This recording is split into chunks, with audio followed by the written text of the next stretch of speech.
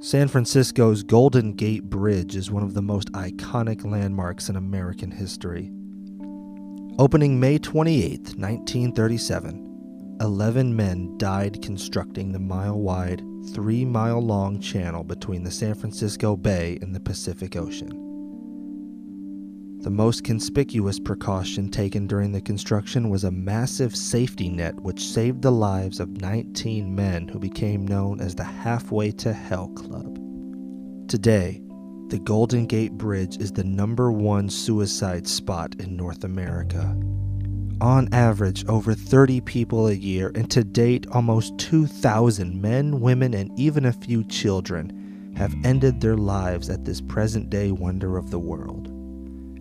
As a suicide prevention initiative, the bridge is outfitted with a special phone that potential jumpers can use for emergency counseling.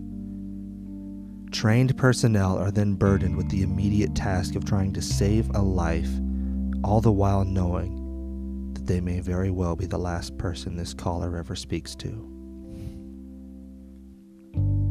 I still remember my first call. Like any job, there is never enough training for your first day. They give you 2, maybe 3 days tops before they let you loose. You just have to use your instincts and hope for the best.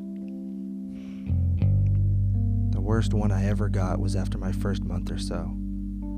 It was this elderly gentleman. His wife of 30 years had just passed, and it seemed like after a life of pain and misery, that was the straw that broke the camel's back. No matter what I said, nothing helped. All I could do was listen helplessly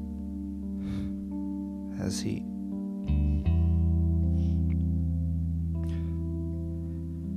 I cried for hours after that. This call is pretty routine. Luckily, it's not one of our regulars. Yeah, believe it or not, we get regulars. This guy is just another jumper.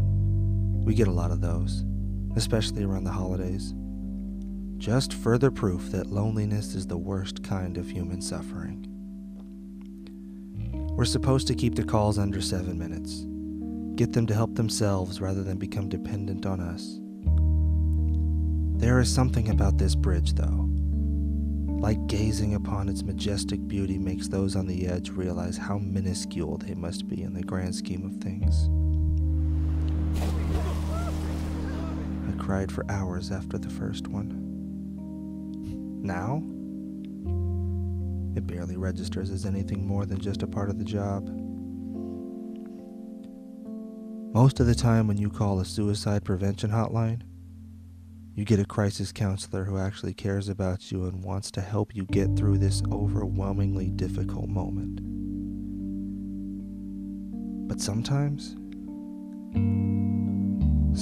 you get me.